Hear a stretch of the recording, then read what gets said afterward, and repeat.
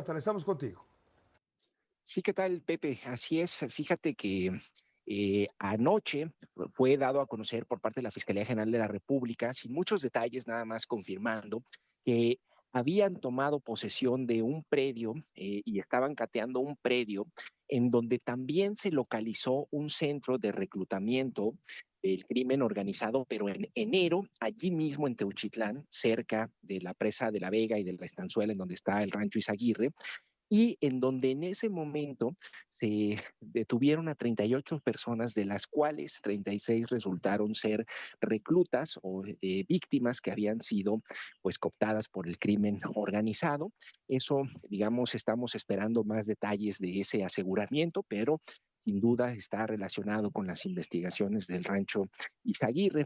Finalmente, Gertz Manero informa que ya la Fiscalía General de la República asume la investigación como un delito, para investigar los delitos federales en torno a este caso. Resulta ahí un poco particular o al menos peculiar, Pepe, porque tardó prácticamente 8 días la Fiscalía General de la República en asumir el control de la investigación.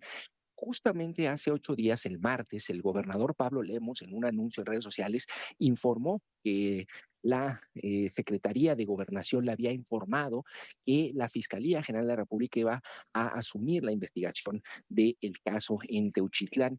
Y bueno, en estos 8 días que transcurrieron, la verdad no sé por qué tardó tanto, ocurrieron todos estos episodios que pues resultaron criticables. Uno de ellos, la visita a esta especie de tour Pero al Jonathan, rancho Jonathan, de Uchitlán, sí, hoy estaba leyendo tu columna en El Informador y sí. hablas de manoseo político como un tóxico, un contaminante del relato ocurrido en el rancho Izaguirre de Teuchitlán, allá en Jalisco.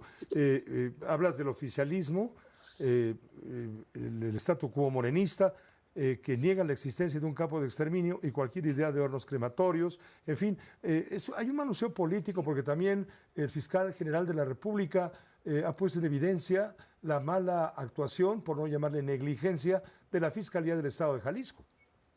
Sí, claro. Me parece que justamente estos 8 días en donde hubo esta especie de limbo es en donde se ha prestado el manejo político, porque justamente no tenemos una investigación que avance o dé alguna información concreta. Entonces, esta especie de limbo lo que ha generado es que se polarice, o yo diría hasta se pulverice el discurso, ¿no? Con dos posturas que hablan, por un lado, de que hay o hubo un centro de exterminio allí, y por otro, la versión oficialista, digamos, como el statu quo morenista, diciendo no había un centro de exterminio, solamente era un centro de reclutamiento. La realidad, Pepe, es que no hay una investigación a fondo todavía, lo que han mostrado los colectivos y lo que incluso informó la propia Fiscalía del Estado cuando se localizó el 5 de marzo el rancho, bueno, se volvió a poner en la mira el rancho Izaguirre. La propia Fiscalía del Estado reconoció que había unas estructuras con zanjas, con restos calcinados, con una especie de ladrillos, y en su momento, digamos, fue lo que estableció la Fiscalía local. Lo que tenemos ahorita, pues, es esta especie de disputa, ¿no? Por dos relatos en torno a una investigación incompleta que tardó, en mi opinión, mucho tiempo, y que la asumiera ya firmemente la Fiscalía General de la República ante las graves anomalías y omisiones de la propia Fiscalía del Estado. En todo caso, deberá en su momento pues ya explicar por qué se dejó de procesar tal cantidad de evidencia, por qué no se hicieron las indagatorias exhaustivas en el terreno, y también por qué no se habían detenido a estos dos ex policías que finalmente fueron arrestados el fin de semana, que son referidos como los encargados de entregar al cártel a una de las víctimas que se libera en septiembre de 2024. Es decir, las policías locales, estos dos policías eran de Tala, un municipio a 20 minutos de ahí de Teuchitlán, del rancho Izaguirre, y son los que se encargan de entregar a esta víctima, lo cual habla pues también de un grave problema de infiltración del crimen en los gobiernos locales. El sexenio pasado se procesaron a más de 280 policías municipales de 30 alcaldías por desaparición forzada, pues prácticamente como primeros respondientes del crimen organizado, lo cual habla de un grave problema estructural que va más allá de un caso particular como Teuchitlán. Es decir, tenemos un grave problema de desapariciones en todo el estado, y un poco lo que planteaba mi columna era eso, es decir, si es o no un campo de exterminio, Teuchitlán pasa a segundo plano, considerando que Jalisco es un campo de exterminio, pues Exactamente. desaparecieron 9,000 personas el Lo sexenio dices, pasado, ¿no? lo dices claramente, el rancho Izaguirre no es la causa, sino solo una consecuencia. Y el verdadero centro de Así es. exterminio, te estoy citando textual, no es Teuchitlán, sino Jalisco.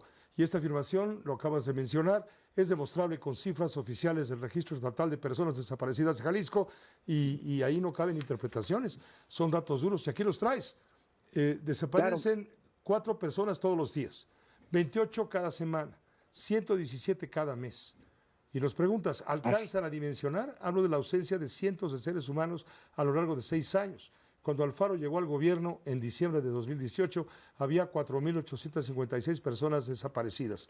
Al acabar su administración dejó más de 14,000. ¿Qué tal? así es, Pepe, me parece que un poco lo que ha ocurrido en Teuchitlán es que finalmente, a partir de este acontecimiento, de este grave hecho, el país ha volteado a ver la crisis humanitaria de las desapariciones, de la cual Jalisco pues es el epicentro, ¿no? Con más de 15,000 desaparecidos en este momento, y finalmente hay una reacción del gobierno federal con una política nacional, y hay una atención de la Fiscalía General de la República para atender un problema de reclutamiento forzado que negó durante todo el sexenio el pasado el exgobernador Enrique Alfaro, y para que se atienda esta crisis que me parece grave y que permea no solamente en Jalisco, sino en otras partes del país, como el norte o el sur. Pues te agradezco mucho, Jonathan Lomelí, el haber compartido este análisis, esta información y lo que ha sucedido en las últimas horas en aquello que está convertido noticiosamente hablando, por supuesto, en un caldero del diablo. Vamos a ver a dónde llega y luego la ocupación del rancho, el rancho de la Vega, también en Teuchitlán, como otro lugar donde posiblemente se llevaban a cabo acciones de entrenamiento de sicarios, de integrantes del cártel Jalisco Nueva Generación, que es el dominante pues en la zona. Te agradezco muchísimo, Jonathan Lomelí, te leemos con mucho interés en el Informador de la ciudad de Guadalajara, a través de la internet también. Gracias, Pepe. Un saludo a ti y a todo tu auditorio. Un saludo muy cordial, por supuesto, Jonathan Lomelí, periodista, columnista del periódico El Informador.